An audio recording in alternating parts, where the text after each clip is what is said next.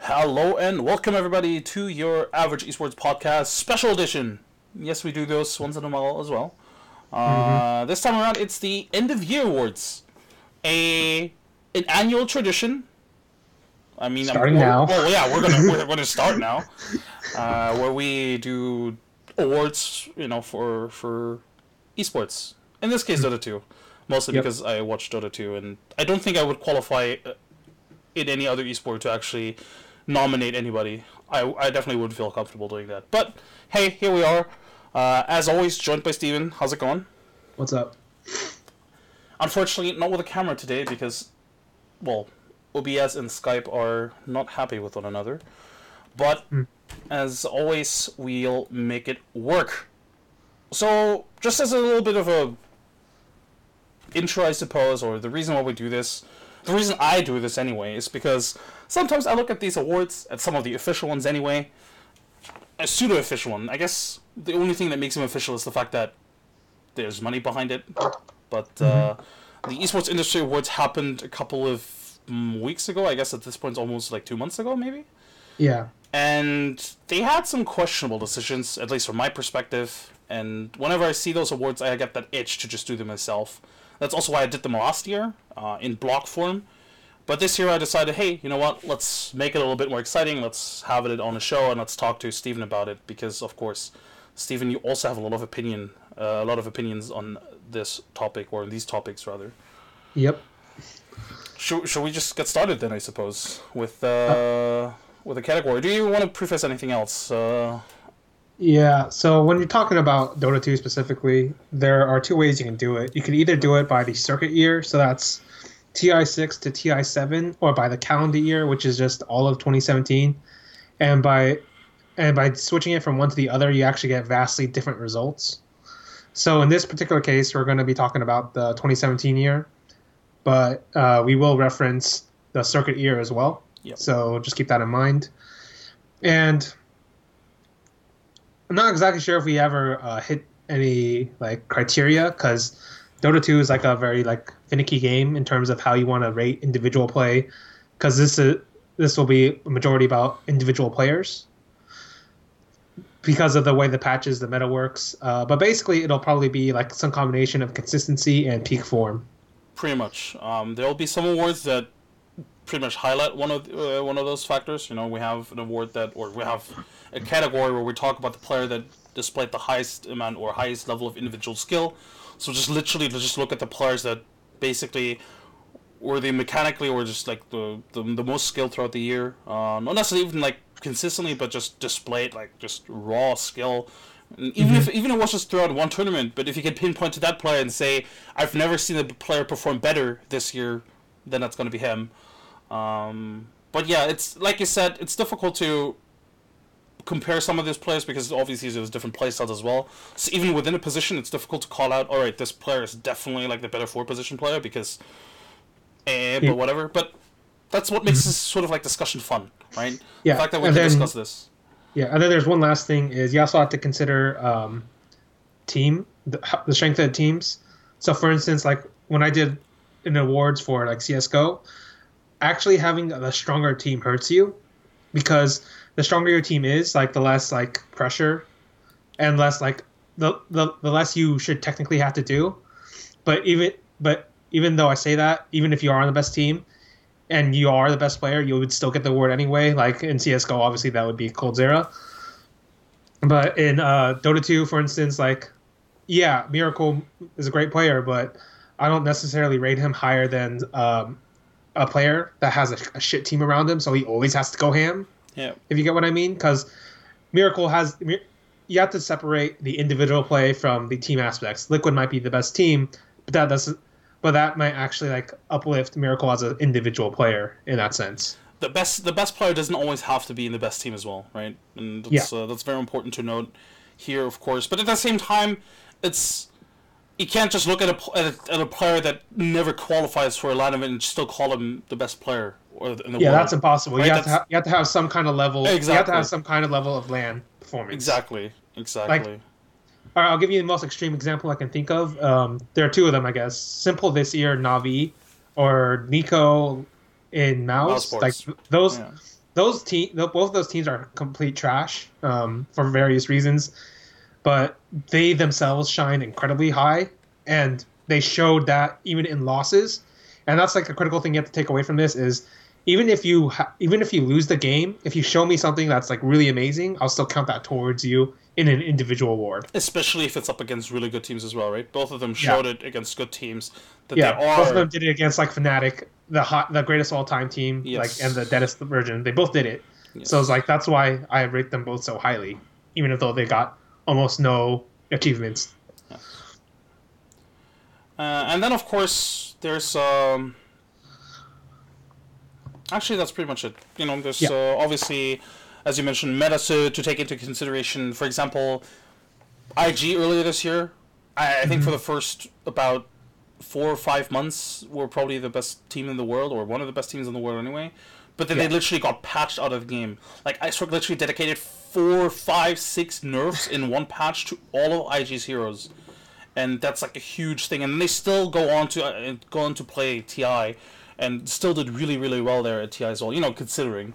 So I think I think there's a lot of things to take away, and this is why these kind of these awards, if we did do them by circuit year, we would have to, I think, do them after TI, because the sort of like post TI bias changes a lot of things in terms of like how you evaluate results.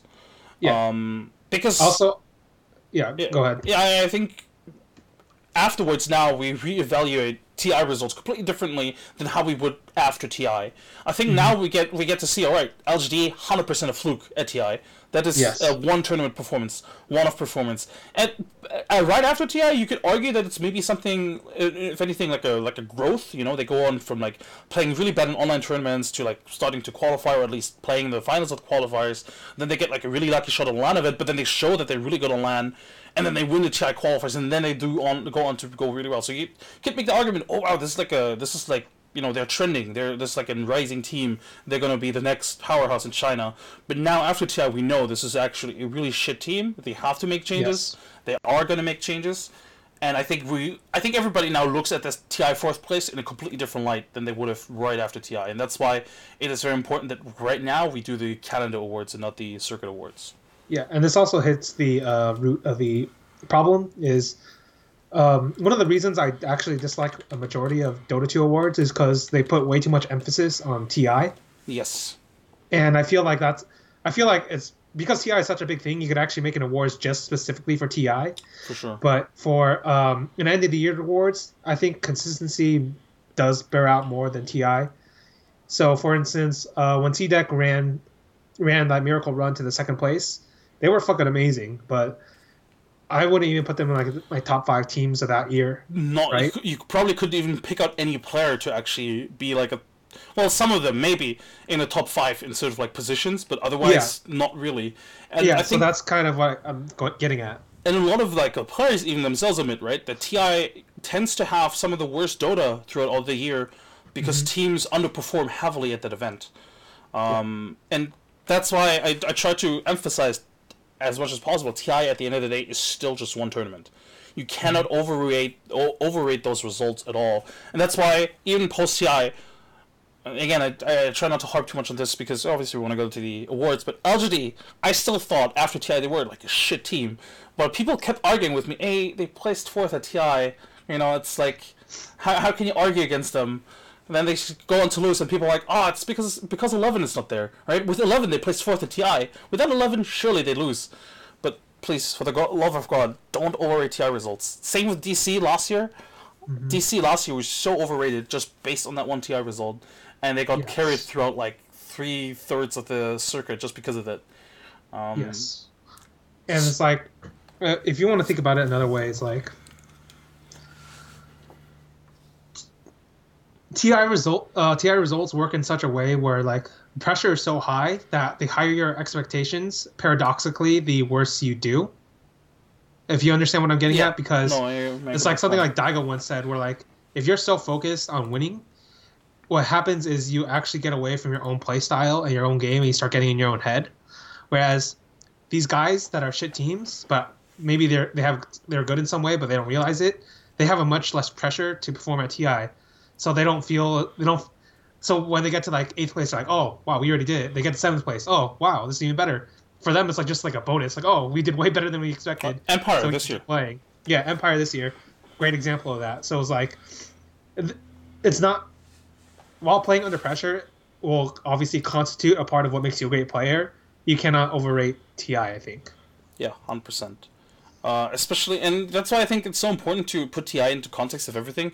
If Liquid had gone on to lose every tournament post TI, I think it's definitely fair to say that that team might have also been not necessarily a fluke, but that can't figure out the right wording right now, but maybe like a one-shot wonder, if anything, right? They definitely had issues before, like post TI6, right, with their roster with Bulba, and then doing well and going into TI. Yeah, it was great, and winning TI was awesome for sure. But if they do really badly afterwards, again, completely different light. But of course, we know better. So that's why I like doing these end of year awards, because going out on a note of like TI and doing circuit by circuit makes a lot of sense. But at the same time, ending that note on TI feels very misleading most of the time. Yeah, because like everybody will emphasize TI way more than the rest. Yes, exactly. So that's why we're here, and I think that is why we can also just go ahead and start with the first category, and that is where I turn to you, Steven. Which category should we start first? I didn't really order this at all. Do you have anything that stands out in particular? We'll start with. I guess we should start with the worst, which is position 5. Position 5 sounds about right. Position 5 is one of those. We talked about this at length while preparing for this. Position 5 is a little bit of a weird one because for most teams, it's also the captain. And what they provide to the team isn't necessarily individual skill, but rather leadership and, of course, the drafting and just, discipline and whatnot. So, in a lot of ways, judging the 5-position support just based on skill is quote-unquote ill-advised because it doesn't give you the proper picture. But I think if we just talk individual skill, there's definitely players that we can single out here that, have shown to be good players throughout the year. Yeah, in the previous years, like I keep saying this, but Paladai is obviously the best of them just because of his playstyle was so different from the rest of them, right? Where he could actually affect the game in an incredibly impactful way despite dying all the time. Whereas, like, obviously, I think he's the only one that's ever really done it that way. And for everybody else, it's different. In a lot of ways, he actually sort of like inspired a lot of other players to imitate that playstyle. When you see teams run Bounty Hunter these days, a lot of them actually run him as a 5-position support, much like Pilot did, and they move pretty much exactly the way he does around the map, and making sure to draw the attention, create a lot of space, make sure the enemy team is always pulled behind their own lines to make sure you create as much space as possible, and it really mirrors the movement from Pilot, and in a lot of ways, again, that it's just them copying or acknowledging the fact that he sort of innovated. He was the best at the time, right? For sure. Yeah, whereas like these days, it feels more like I'll take somebody that's not on the list.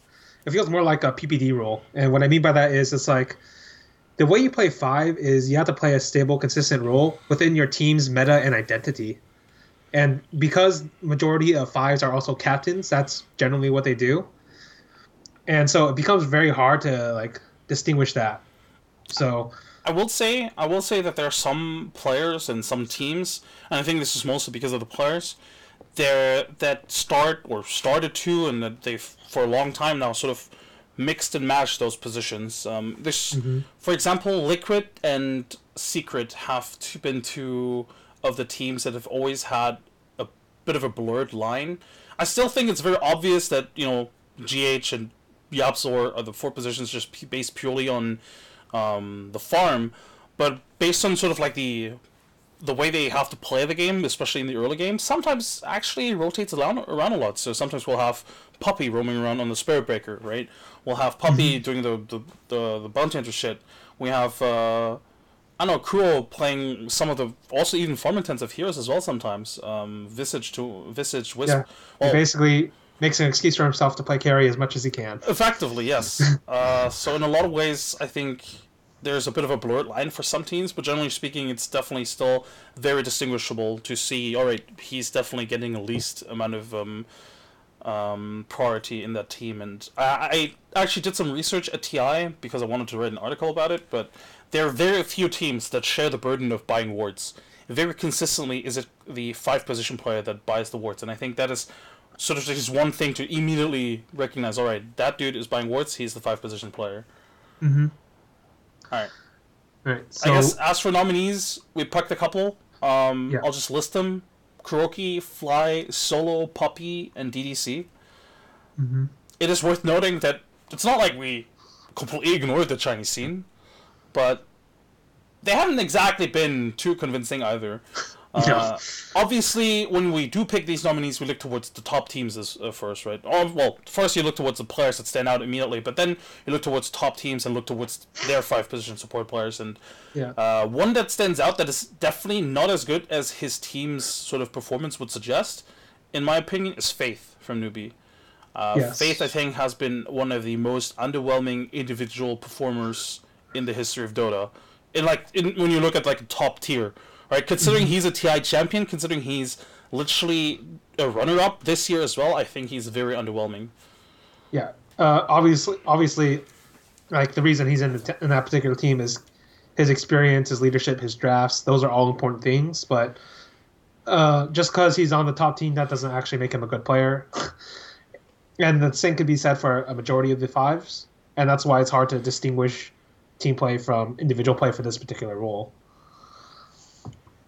Right, and as for the nominees, I actually think there's like 3 of them that stand out. So I'll talk about the 2 that I think are just okay: DDC and Puppy.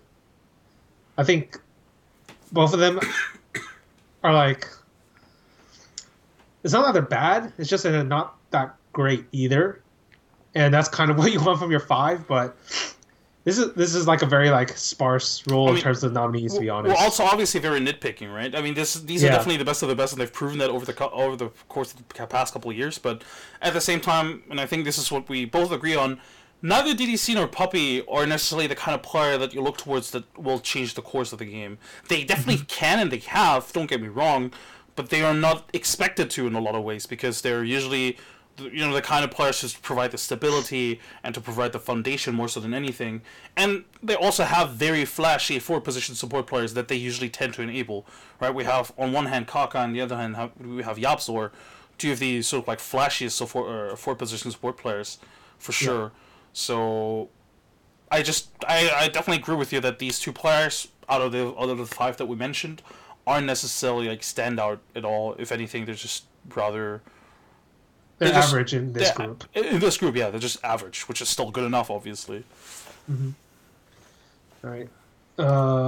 So obviously that leaves like Kuroki, Fly, and Solo, right? Right, Kuroki, Fly, and Solo. All 3 of them, of course, captains of their own team as well, which is very important to note. Do you want to go ahead and pick, or should I just go ahead and pick? I already have my pick. I have my pick. All right.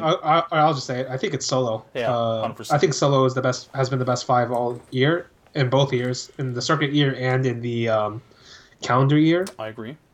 I think he's basically done the best of the 3.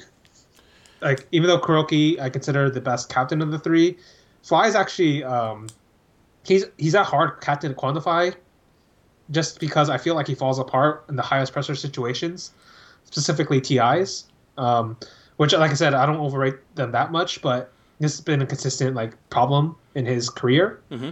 Whereas Solo has shown he's like consistently good with his team, and like he plays a bunch of like roles where he actually does impact the map early on. He really does, and I think obviously he could contribute this a lot also to team dynamics, but in a way I think Solo has definitely, out of these 5 or even like the last 3, I think Solo has proven to have the most impact in like his team's performance, just in terms of like individually speaking. Obviously, like you said, there's other questions regarding captaincy and drafting, but as just an individual performer, I think Solo has been one of the even standout performers, not necessarily just restricted to his role, but just generally. I even wrote part of an article about it, how Solo, when you look at his games, the way he plays, there's actually a lot of mind games involved. He'll just run at you and just be really annoying. That's why Ogre was one of his top heroes. He would just run at you and annoy you, and there's nothing you can do. It's so frustrating to play against. And at the Summit, there was a period where he would kill I'm trying to think how many couriers he killed at the summit. I think it was not the last summit, but the one in the summer. I think he killed like 7, 8, 9, 10 couriers in like just one tournament. That is insane. But that just goes to show how much he. Obviously, it's an economic advantage, but also it's a very mentally draining thing to know that you lost your courier, right? And it just puts you on tilt automatically from the get go. Yeah, he's I'd say he's like a very. I actually do think he stands out among these 5. Obviously, you can say, for instance, like Kuroki, he has more of a chance to play these carry roles because sometimes he drafts them for himself, but he hasn't been stand out on those, I necessarily think. Fly is an interesting one just because, like I said, he plays very defensive, very, very like stable support players. But in the end, he's basically just supporting his team, whereas like Solo is putting the tempo into the game. No, Fly for sure. That's also worth highlighting. His put in has been very remarkable when it comes to his defensive play. If you ask any pro player, they'll rave about his Phoenix, about his Wyvern, Dazzle. Mm-hmm. Yeah, those are all great, and like it makes sense as to how he like created his teams. Like he went from Miracle to Ana, now to Resolution. Exactly. Like he clearly understands his role within this matrix he's built for himself. Whereas, like, and I guess but the same thing could be said of Solo, and I feel like Solo's roles are harder to do, I guess. Except for Ogre, obviously, but... That, and I also just think that Fly tends to fall off in terms of, like, individual performance when it comes to heroes that aren't necessarily those types of heroes, right? Whereas, like, Solo's still good. Solo feels just good on anything, and to be fair, he just never drafts himself where he never feels comfortable. And, for example, he'll just put Lil on the Dazzle. Because he just doesn't want to play it. So he'll just put Lil on it. And it works out for the team. Alright, that's, I guess, it for the 5-position support. So congrats, Solo, for winning the award. We'll make sure to send it to you. I guess. I won't be a Mercedes, I'll tell you that. I will not be a Mercedes. Will not be a Mercedes. Alright, I guess we move up the ladder then and go to the 4-position support, since it's a very similar category, of course. And we also talked about the sort of like counterparts. I think this list is a bit more. I mean, if I just look at our document right now, there's obviously a lot more names that come to mind because, and I say this a lot. If you look at a team and you don't know a lot about the players, it's very easy to look at the 4-position and be like, hey, you know what? This is a super promising player. Like, this is the player to look out for. Because that's what this 4-position is supposed to be. They're supposed to be the space creators, supposed to be the flashy players. They're supposed to be literally the ones dictating the pace of the game for like the first 20 minutes roughly. So I remember, and I fall into that trap as well, right? I remember Empire about a year ago. I looked at them and like, oh yeah, that Maposhka guy is super legit. But then I was like, well, he's also just a 4-position support. Literally all he's doing is technically what he's supposed to do. He was so good at it, but it's still what he's supposed to do. Yeah, basically, like the 4-position support has like it's like the volatility role, I guess. Basically, it's a playmaking role. Yeah. So that's why they always look better. It's just been this way since I forget which patch it was, but it's been the way since whenever the patch changed and the meta shifted. I think for about like 2 years now, effectively. Yeah. Where basically like the 4 looks really fucking good, whereas in the old days it was just like Tuan. Yeah. So that's why it's why there's going to be more nominees here. Should we get into it? No, let me just quickly get one more thing out. I do think it's worth noting that I think 707 has changed the meta in a way where we are starting to see a little bit more or a little lesser sort of like super flashy support play and more of a. I think a lot of times we see dual roam, which is something that we did used to see sort of like 2013, which kind of goes hand in hand with the offline position having to go back to like a farming role and like a we can't really do shit before minute like 15 kind of role, where they can't really play as greedy as they used to be. Like for the past year, we would have the 4-position and the offliner do a lot of crazy shit in the first 15 to 20 minutes, creating a lot of space, being the playmakers. I think IG is the perfect example. XXS and Boboka did a lot of stuff for their team. They literally made sure that the rest of the team could do whatever they wanted. But right now we see a lot of times the offliner can be involved in those early engagements, And since the jungle isn't really as lucrative and the lane creeps are as lucrative, we see more dual roams. We see either for the reason because you want to give your solo core, like your cores, as much solo experience as possible, but also you want to, you want to ensure as much experience and farm as possible on the lanes. So that's Sometimes why you just want to fuck up mid 1-3-1. exactly, and yeah, exactly, and that's why we've had a lot of like these 1-3-1 lanes at the last summit, I believe, as well. Mm-hmm. So I think we're sort of starting to go back into that, but I still think that when we talk about the forward position, we definitely still look towards those flashy players that get a lot of crazy farm on their heroes, that build these crazy items, that just decide the game on their own effectively in the first 20 minutes. But yeah, go ahead. All right, so the guys we named were GH, Jerax, Kaka, Boboka, Lil, Afu, Tims, and Yapzor. And I guess I'll start the same way I did the other one, where it's like, who are the guys I think are just average within this group? Obviously, they're all very good players. I think Yapzor, Tims, and Kaka are like that. And what I mean by that is like, Yapzor is good.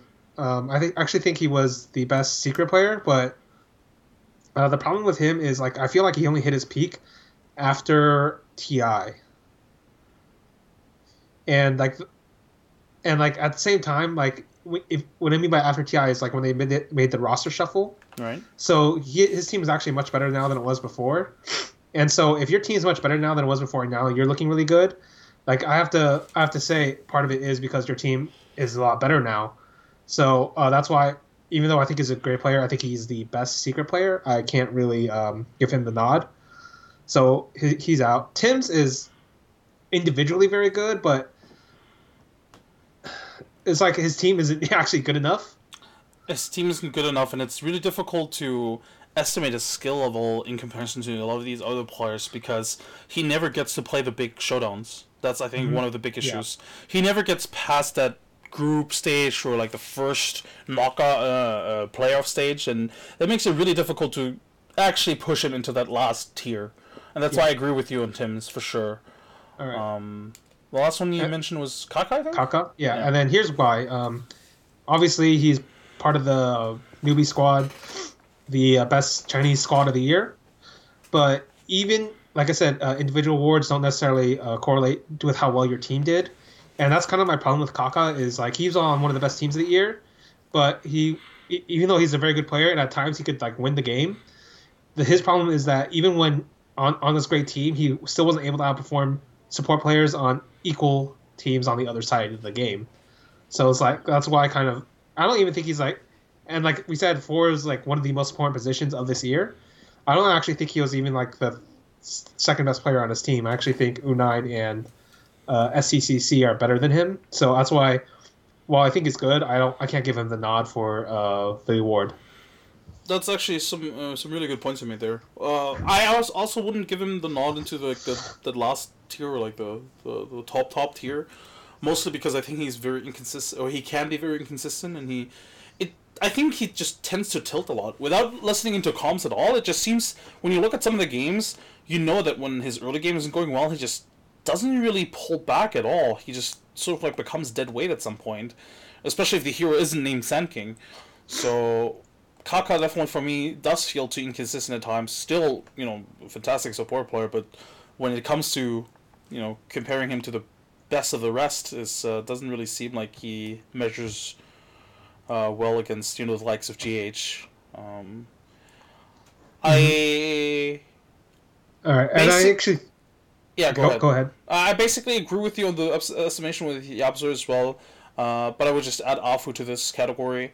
Afu, as great as he may have been with LFY, and we'll talk about LFY probably a couple of times still in this award show. We do mention them mostly because I think they did really well going into TI. They had like a good showing into TI, and they had a reasonably good showing after TI as well. And of course, they had them super good run at TI, which does sort of make them good for, let's say, a total of 4, 5, 6 months at most. So I think it's definitely worth mentioning them. And Afu, in terms of, if we just say peak performance, I think He was Afu definitely had like one of the top 3 peak performances as a support player.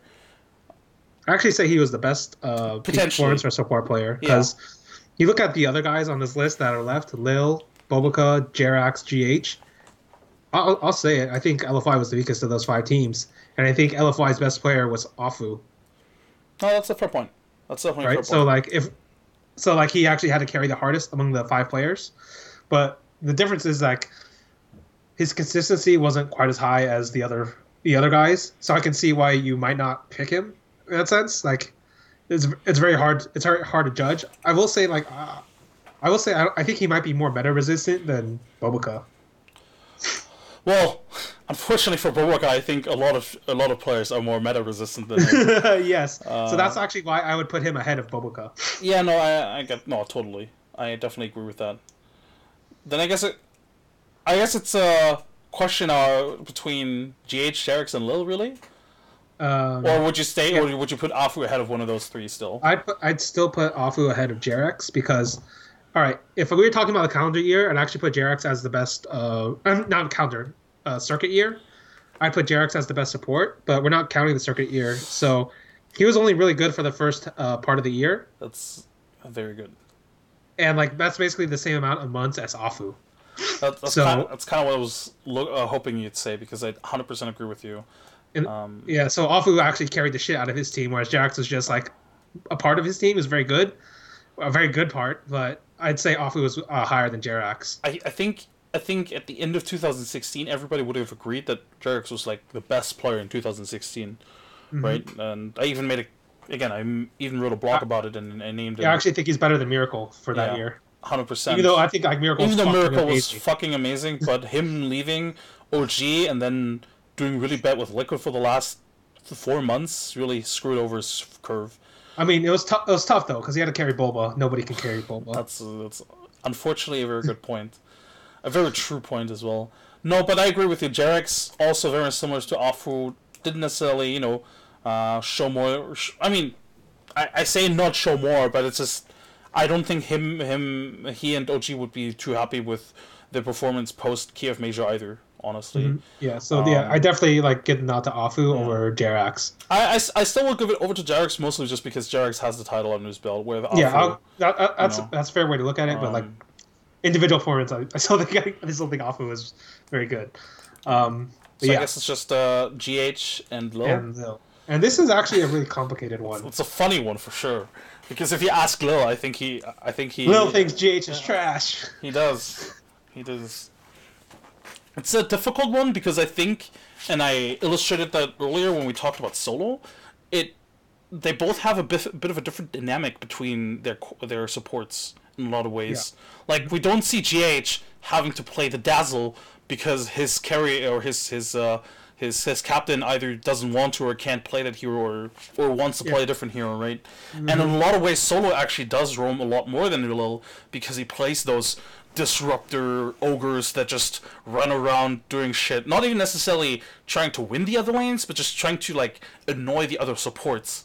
Yeah. Um, And like even but it here's the thing is they both play to their styles of the teams extraordinarily well. I think yes, to an even equal level. So it becomes even more complicated because I actually feel they're very in terms of skill they're very similar players. And in terms of playstyle they're vastly different, but their efficacy for both their teams is the same. probably right. I would probably though. I mean, I think this is an obvious one. Then give it to GH mostly because of the title, of course. And if you look toward, and I know we have like a dedicated award for this as well, but I think he might have been a little bit more valuable towards his own team Than Lil was for his than team. Lil was for his team. I mean, if you look at that TI run, he literally was the hero that people had to ban against him. And Yeah. then I think I also see a little bit more growth in GH this year, mostly because obviously this was his first year, so obviously there's naturally a lot more growth for him than for Lil, who has been around for a while now. Hmm. After TI, or during TI, everybody pinpointed out, well, these heroes GH cannot play. Then after TI, he just spams Earth Spirit and is suddenly one of the best Earth Spirit players in the world.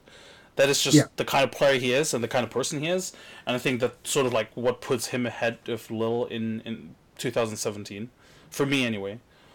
Yeah. like it's still super complicated for me. I actually think it's Lil. Um, I guess we'll disagree on this one, but Oh, sure. here's the reason I think it's Lil is because I think GH has actually they both have really fucking good teams, but I think when I look at Liquid, I actually think Mind Control is their best player. Mm-hmm. Whereas when I look at Virtus Pro, I actually think Lil is their best player. That's a fair point. So that's why I pick Lil over GH. That's a fair point. See, this is why I love doing these shows, because then we can disagree with one another while still respecting each other's opinions. That's why. That's why I just don't like the bland. Oh, we hand out an award kind of thing, because it doesn't really give as much respect to the runner-up as it kind of deserves in a lot of ways. Yeah. Obviously, my third place was Afu, but yours was Jerax, and then from there, I think we had similar picks. Very similar, yes. All right, then let's move on to the Offlaner of the year. Offlaner of the year. Offlane has become, or has had some vast changes this year. At first, we've had those huge sort of like playmaking offliners, right? But post-TI, we've sort of shifted towards we'll try to survive the lane as much as possible, and then we'll play with the team kind of offlaner. So before, we would have these aggressive heroes, like we'd have Puck, Clockwork, Slada, Night Stalker. Now we have Tidehunter, Omni Knight, Underlord, Abaddon, like heroes that just want to survive, that just want a team fight. The old days. The old days, yes. So I think this award not necessarily has to go towards somebody that sort of does well in both positions, but at the very least isn't completely shitting the bed in one or the other category, right? Yeah. And obviously we're going to do a whole different show about this, but I think one good example about this is Universe. Yes, absolutely. Universe, and I'm glad that Sumail went onto record to say this, because it sometimes feels when you yourself make an argument like this, it sometimes feels people are like, oh yeah, what does he know? He's just But I think, like, Sumail naturally has that prestige of being one of the best players in the world, and of course his teammate as well. So he gets to say those things, and nobody can really say anything against it. So I will say something funny about that. On an off tangent, he actually made the role change at the wrong time. Yes, because I think the meta was actually going back into the Universe's favor. Yeah, but we can go back to the awards for now. But just in general, these kind of players that we mention here, I think have shown us throughout the entire year that they are among the best, if not the best, in their position. Yeah. So, as always, we have some of the players from teams.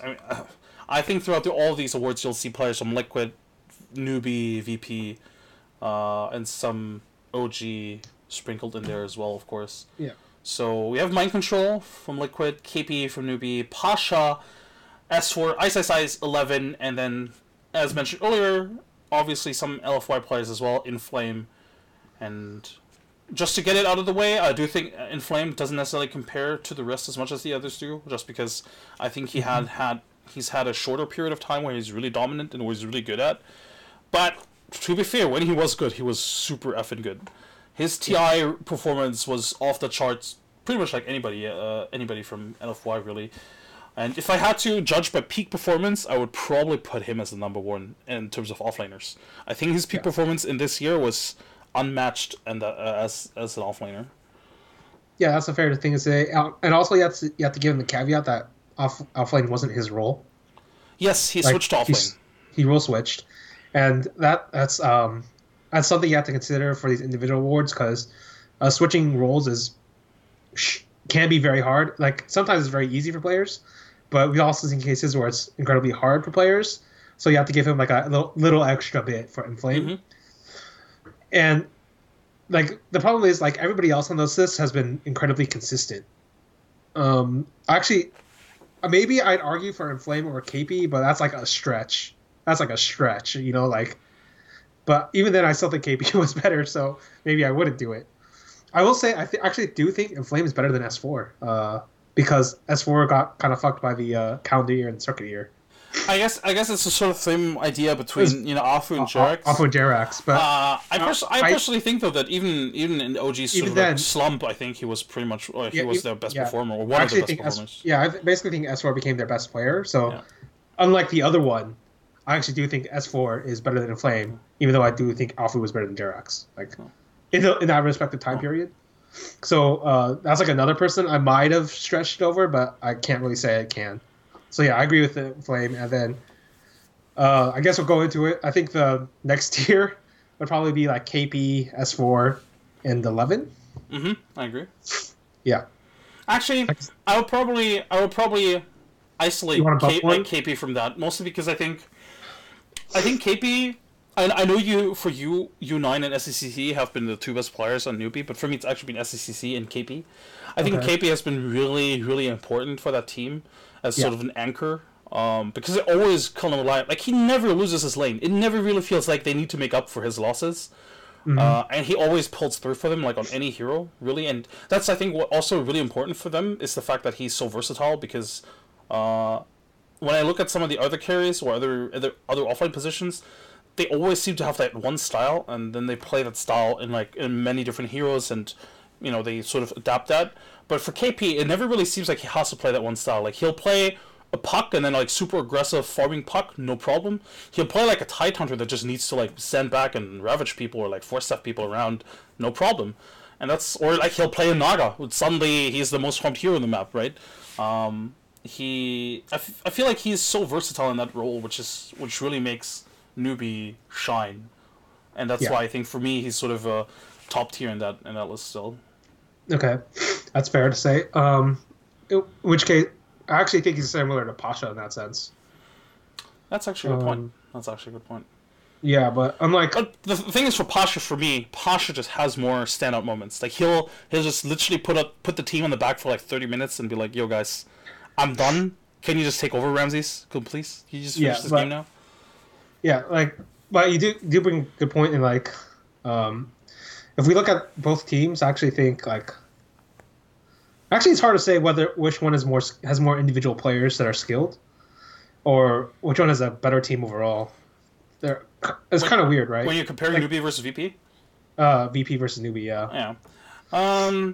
I'd probably say that VP has like the more individual performers. Like I could, Yeah. Hmm. at least on a like high consistent level, I think VP stands out more so Yeah. than So newbie does. in that sense, like I would actually favor KP over Pasha too. I think we're both agree on the number one though. I think that's like like just all of that aside, I think it's very easy to. Okay, pinpoint. basically it only comes down to two players for me for number one. Ice Ice Ice or Mind Control. And the reason Ice Ice Ice is here is because he literally carried 4 dead bodies for like almost the entire year.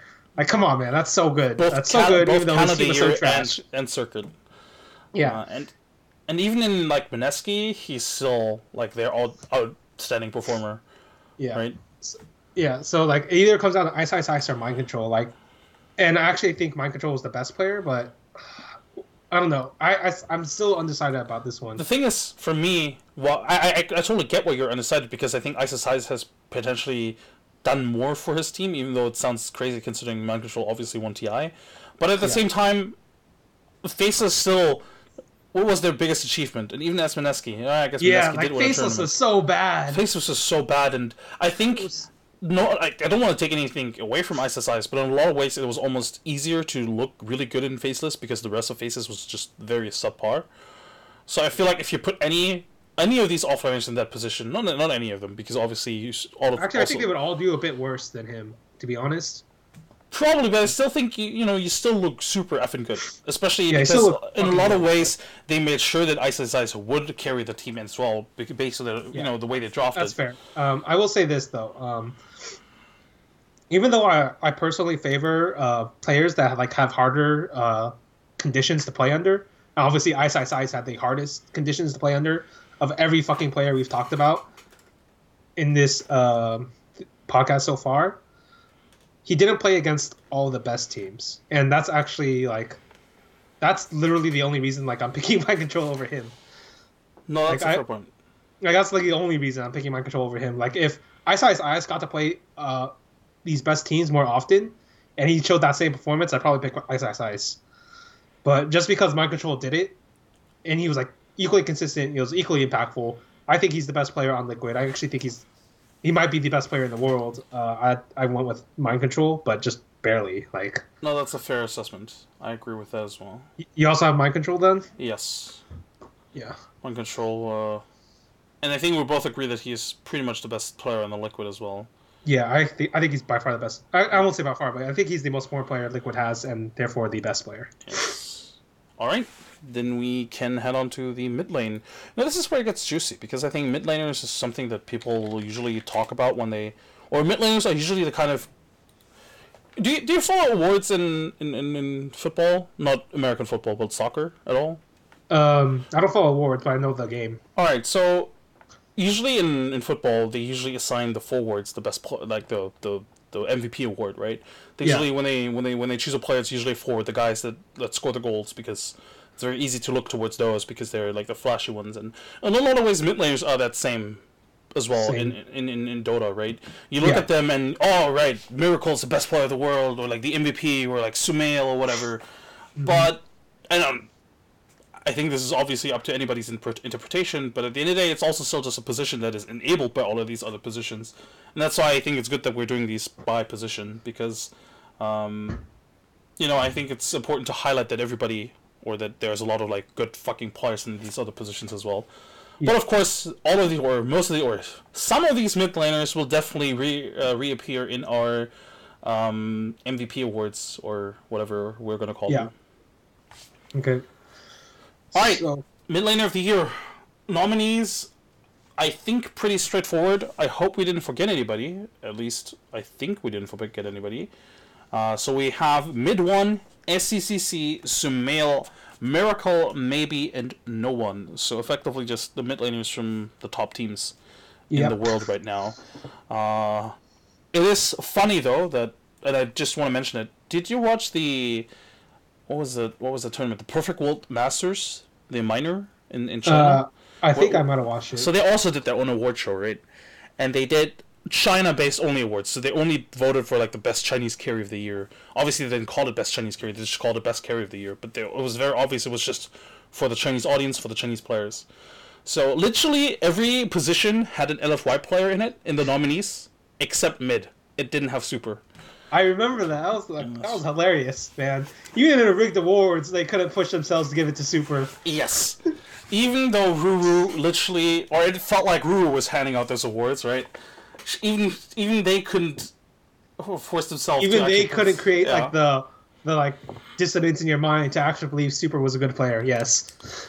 And it was just really funny. And when I compiled this list, I was like, well, do we have all the top teams? Do we have all the top players? And then I look, through TI7 list, and then I look at LFY, think of Super, and that just put a smile on my face. No offense to the guy, but I don't think that he compares individually to these other players. He's been very invaluable to his team in a lot of ways, for sure, but I think in terms of individual skill, he kind of pales to these sort of like standout performers. Yeah, like if I had to put it into words, he's like a weaker Fear. Yes. Like I actually think it was Fear was crazily overrated during the EG era. But I still thought he was a good player. Whereas like Super, I actually don't think he's that good, but he plays a critical role in his team. For sure, for sure, that's true. All right, then let's talk about the nominees. As always, or let's just do it as always. Just take out some of the players that we think are just sort of just not enough to be like the top 3, maybe. For me personally, okay, come on. I definitely maybe it's getting cut here, because I think he definitely does not sort of compare to the others this year. Oh my God, did have the weakest ass team. He did have the weakest ass team, but at the same time, it's also his own fault. Yeah, right? he literally put that team together, so there's no excuse for him at all. Like, he basically screwed himself. The rest is honestly super fucking difficult. I almost want to say I have to take out Sumail here as well, because, well, he did have probably the strongest peak performance out of these other mid players. He dropped off. He dropped off really hard. He dropped off really hard. So yeah, maybe Sumail definitely get cut here. Like, Sumail basically, like, he went straight shook at TI7, and then he hasn't recovered since. I mean, he was so tilted he had to go to the offlane. Yeah, he probably... I keep telling him this. He should have bent the knee to PPD. Actually, I don't tell him this, but... Well... somebody should be telling him this. You probably don't want to tell him this anymore. I mean, Not anymore. Not anymore. He probably gets super fucking angry. Yeah. But yeah, basically like Sumail basically matured as a player, and he realized, oh shit, Ti is important. Oh shit, there's no captain to lead me, and oh shit, I'm losing, and then the entire fucking team fall apart. I will say, in regards to his fucking peak, I actually do think he had the highest peak of any mid laner this year, and I actually think EG got away with a bunch of their problems that have since surfaced because he was such a fucking good player. Godlike. That was that period pre TI was absolutely insane. Mm-hmm. Bit of a bummer that we don't see more of that, of course, now that he's gone to the offlane. Alright, for the other four, can you name one player that could still cut from this four and then, like, sort of just have a top three? No, actually, I think all four players have, like, a shout to be best laner in the world. 100% agree. It's so difficult. I'm trying to make a case against any one of these players, and if anything, the only one that I could come up with is maybe no one, because I think no one on the big stages, which is unfair to say because obviously he has been on the big stage. He did win. Yeah. He did win ESL just a while ago, but I mean at the same time on some of the big stages, TI, Kiev Major, I don't think his performance was as good as it needed to be for him or for his team to win. Yeah. So, whereas, like, you can't necessarily say the same for the other three. Exactly. SCCC, I mean, he carried his team as far as he could, really. Mid one also fucking god. Honestly, I think the fact that Secret didn't do well at TI wasn't necessarily. Wasn't on him. It wasn't on him. I think the team was. I think the team was doomed to fail at that point. I think they had already overplayed their hand, and then like Puppy did basically like Puppy did like a desperation draft in the third game against Liquid for sure. And then of course post TI, I think he's been the key player for that team. You can tell how important he was really at DreamHack. Like he was that Kunkka. Like you don't really pick a player at Kunkka out of nowhere if you don't know that he's going to carry you the game. Yeah, Pirate Boy versus like 5 versus TI champs or whatever the fuck it was. Like this guy is real. This guy's fucking real. Of course. And then of course we have Miracle, who not necessarily carried his own team, but he was just very consistent this year, except for TI, which he played a shitload of champions though. Like that's the thing I will give him is he played a shitload of champions. He switched his roles around. Like if we're just talking about versatility of a core player, I'm actually one of those guys who's like I don't think Miracle deserved this award this year either. But if you're talking about just pure versatility, I do think he did deserve it. No, that's a really good point. Him and I think this is one of the nothing, not to take anything away from him, but this is something that I think gotta give a lot of props also to Kuroki for figuring it out. The sort of like dynamic between him and Matumba Man, making sure you always draft them their best heroes in a way, and then still have like a really functional draft and like functional economy in the entire team. And Miracle definitely been a top tier player throughout this year. But I don't know who it was, but somebody even said, Miracle is a great fucking player, but in a lot of ways he doesn't even play like a mid. And this is one of the issues we had with putting together this list in the first place between midlane and carry. And in a lot of ways, they're very interchangeable, and you could argue that both Sumail and Miracle have been the carry for their teams, even in terms of both heroes, but also in terms of economically speaking, because they amass the most amount of farm. But for now, we have him here because this is the role that they've played the most for sure. Yeah, it's just a shorthand. Like Dota's getting more complicated, and just because of the way the game's been evolving in terms of patches, and I guess it might actually also be the case where like leaders are evolving too, like they're changing the way they think about the game, making it more complicated in that sense. Yeah. But yeah, basically. I agree. It comes down to Miracle, SCCC, and Mid One. Oh God, who do you choose? And I actually think SCCC, he doesn't have the versatility of Miracle. He has but I think he carried harder than Miracle. But if we're talking about hard carries, I actually think you have to give it to Mid One, because his team was the worst of the three. See, the thing is, I agree it was the worst of the three, but at the same time, it's not like he carried the team far either. Yeah, he didn't carry. He didn't necessarily carry that far. Like that's. I'm basically in like the ice mind control situation again, except he didn't carry it nearly as hard as ice did. Yeah, I kind of feel like I have to give it to the SCCC, Just purely based on I that, think, because I think newbie at TI wasn't necessarily a top two team, and I think throughout the year they've proven that they're not necessarily a top two team. But SEC is a fucking great player. he is a really great player, and he seems to. Not, and this doesn't play a role in my evaluation at all, but he also apparently is very involved in the team's draft, of course, and he's just sort of a very key figure in the team. Whereas the other players, I'm not gonna call them interchangeable, but I feel like you can offload a lot of the pressure that they have and put it onto other players. Secret, we've seen how much Yapso and Ace can do in this post TI season, of course. Yeah. And then even for Miracle, of course, we highlighted how Mind Control is probably even like the more important hero in that team, or more important player in that team. And in a lot of ways, we even see Liquid put Matumba Man into the mid lane into a very unfavorable matchup because they know Miracle will pull out ahead into in the safe lane if you give him that space. So in a lot of ways, I feel like SECC is so much more important to his team than the other two players are. Yeah, and we've also seen like we talked about this a bit earlier, but we're talking about just like the individual skill of the teams and the overall teams. Newbie is weaker than the rest. I actually think in this TI, they were weaker than Liquid, they were weaker than Virtus Pro, they were weaker than LFY, but they still got to second place. Yes, I agree.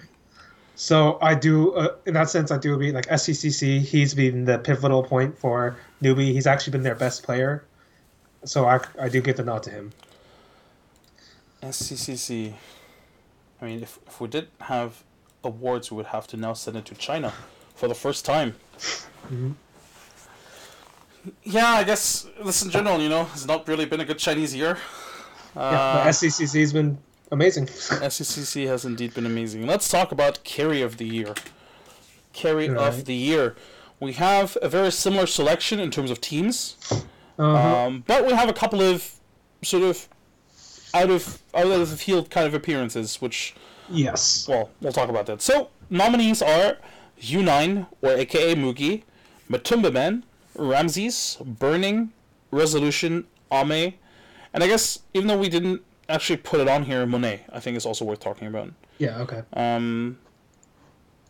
But as with every other position or award thus far, there's a couple of names that stand out as not necessarily actually, being as good as the rest here. Mm-hmm. I'll kick it off. I don't think Ame, Monet, and even Burning have necessarily been as good as the others. Mostly because, Burning quit after TI, so he's like, there's like a form, I kind of heard him. Right, that kind of hurt him, and of course, going into TI or even at TI itself, Burning wasn't able to shine as bright as he did earlier in the year. I think if we just do, obviously there's like a flawed concept because they just won DAC at that point, but if we did like a January till March, May kind of award, he'd probably take it. Yeah, he'd probably take it. Like, even though we're obviously kicking him out, I will say, like, if you're just talking about how important a single player was to their team, Burning would probably take the cake, or I guess Resolution would probably take the cake, but Burning would be like second. Yeah, right. I agree. That's and the thing is, like I gave credit to Miracle for the versatile play, and I gave credit to Inflame for changing his role. Burning also technically did that. He went from carry to support and back to carry, and then like he changed the way he played. He combined like the experiences that he had, right? And he played one of the most sacrificial carries I've seen in a long time. I know we referenced Fear and EG a lot as sort of like pioneers when it comes to like sacking the carry position, but it felt like Burning took it to like a whole new level. He would play carries that, while being sacked, would never necessarily become carries, but more so like a supporting carry. They're always going to be supporting the actual carry, which was going to be OP in that mid lane. So in a lot of ways, I felt like Burning really knew that he had to like take a step back and recognize, all right, this is not going to be about me. This is going to be about these guys. So very. And that's it's kind of weird, right? Because he's basically pioneer. He's basically pushing a style of play to its highest it's ever been, but that style of play is like a supportive style of play. Yeah. So it's hard to really call him carry of the year, isn't it? True. But that's I guess that's also part of the reason why we sort of like phase him out of the list, because obviously he hasn't been able to show much of that ever since their DAC victory. Yeah. Maybe if he'd been able to do it the entire year, maybe I'd give it to him. But Yeah. as he didn't, it's the point is mute. All right. So if we agree on the excluded names, that basically leaves us with Mugi, Matumaman, Ramses, and Resolution. Yeah, Remove one of those names. Unine. I Good think this choice. guy. I think this Yeah. guy's got pressure issues Yeah. up For the sure. wazoo. For sure. Dude, that True Set episode was rough to watch, man. With him, I always knew he was a crier. Just kidding. I'm just kidding. No, Damn. I did always think he had choking problems. Like that just confirmed it. Effectively, and Yeah. there's an argument to be made that he's still a very young player and he's going to learn from this, obviously. But at the same But time, not with this team. I'll say no. I think that team needs to change.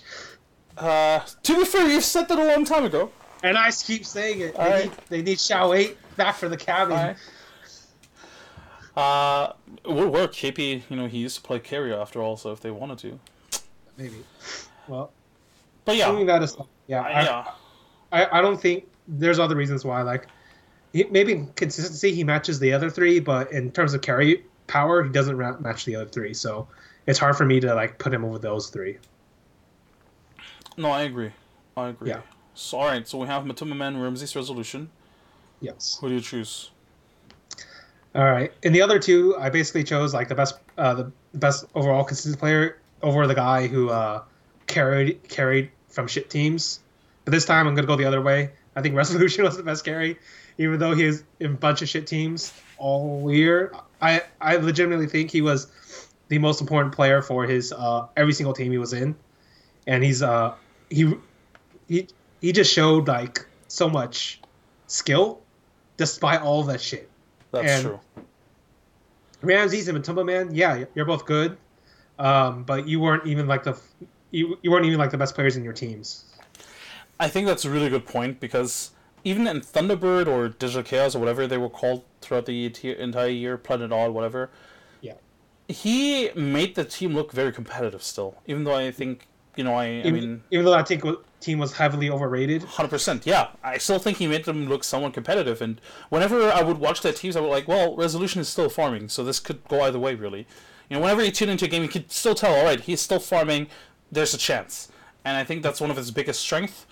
The reason I actually think that I would probably not choose Rezo here is because I think it's also one of his biggest weaknesses. And I'm not sure, obviously, what it looks like internally for OG, but just having watched Resolution play previously in previous teams, Empire, IC Cup, or whatever those teams were, like back in the day, I feel like pushing him into that one carry position isn't necessarily like, or we're just going to try and carry as much as possible, isn't actually like a really good fit for him, like in the long run.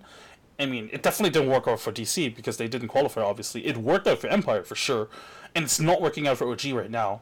So as much as I think he's a fucking good carry, I think it's kind of holding him back and holding his team's success back by only being that one-dimensional carry in a sense.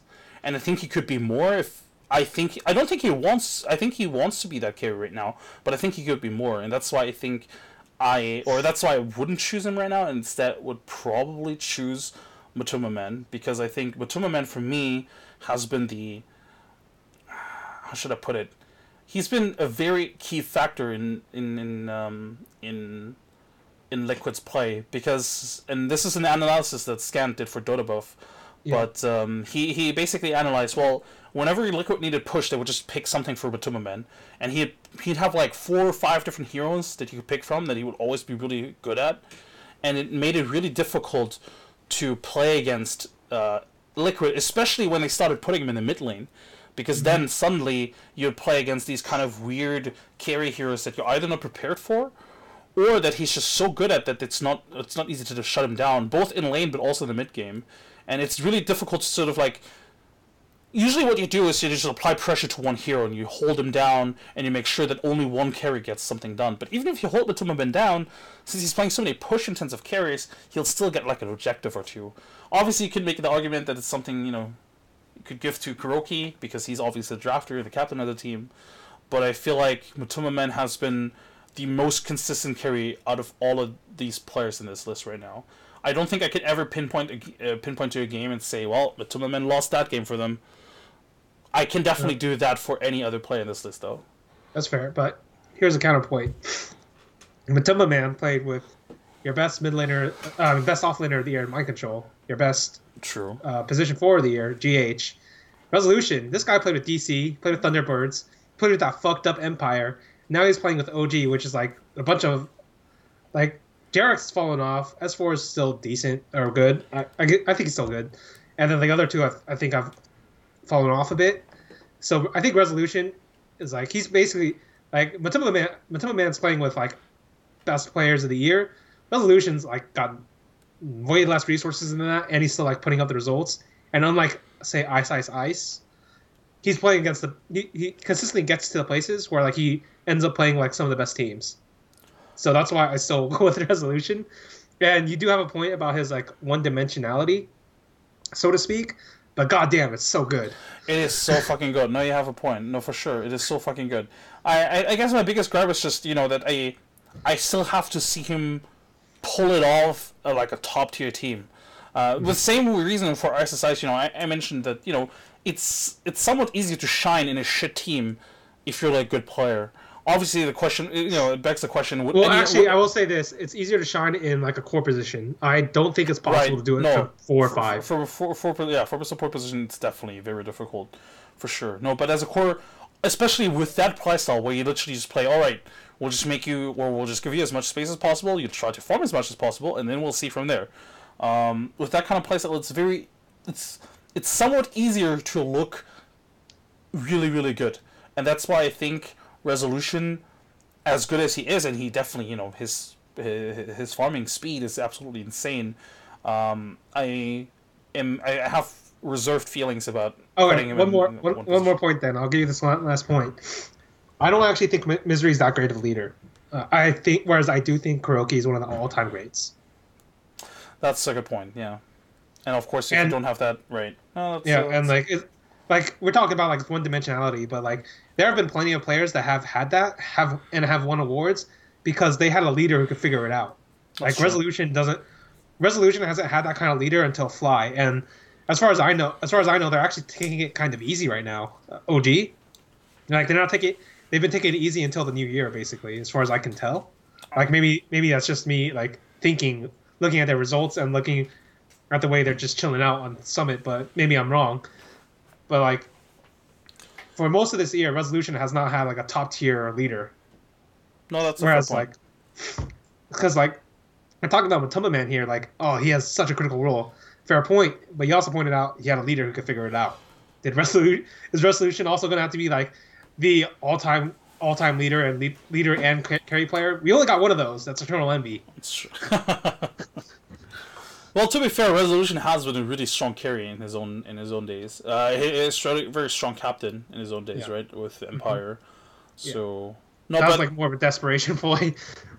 I mean, he born out of necessity, really. Yeah. No, but you have a point. It's definitely true that Resolution has. I don't know.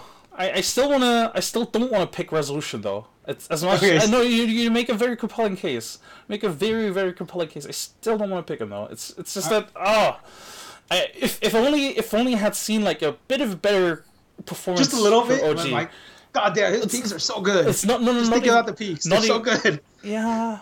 No. His peaks were definitely the best out of any carry. I'll give you that 100%. There's no contestation, for sure. I just feel Matumba Man has been so consistent at a high level for the entire year that I don't think anybody else in this list compares. Yeah. Right. But no, you make very good points for sure. Right. Okay, so you didn't talk about this, but why do you pick him over Ramses? Because they're kind of like similar positions. They're very similar, but I feel like Ramses sometimes vanishes, and he just sometimes makes some super stupid mistakes. Like sometimes I just don't. Sometimes I just don't see him in the server, and I think that's a huge issue if you have like if you're putting resources into a hero, right? If you just disappear for no good reason, I don't know. I mean, yeah, don't get me wrong, he's a fantastic player, and he has like a bright future ahead of him. He's like only like 18 years old or something. He's pretty young, yeah. Yeah, but I don't know. Sometimes there's just games there, where he just doesn't show up, and you have to. When you look at VP's year, or when you look at the year and the results, where was he at those big games? Where was he when they got eliminated from TI? Where was he when they lost the finals to OG? I feel like if anything he wasn't even him who the Blade Mail play Yeah, that was him. I don't know. In general, I feel like he's just not showing up to like those crucial moments where he needs as much as other carries do. In that sense, you'd obviously put him below U9 then, because unlike U9, his team is way better. That's actually a really good point. Yeah. I don't know. I feel like individually speaking, I think Ramsey's just more consistent though. All right, so you'd still put Resolution over the other guys though. Oh, for sure. Resolution's like second, 100%. At the very least. All right. Okay, so we go on to the next. All right, let's go on to the next. Should we just let's leave Team of the? Actually, we could do Team of the Year. It's not that big of an award. Yeah. I think the one we want to keep last is probably the MVP one. Okay. So Team of the Year. We didn't really drop down any. We didn't talk about this, but we may as well make it to Circuit of the Year and the calendar for the year. Sure. Calendar year. Yeah. Because I think you might end up having very different results. No, for sure.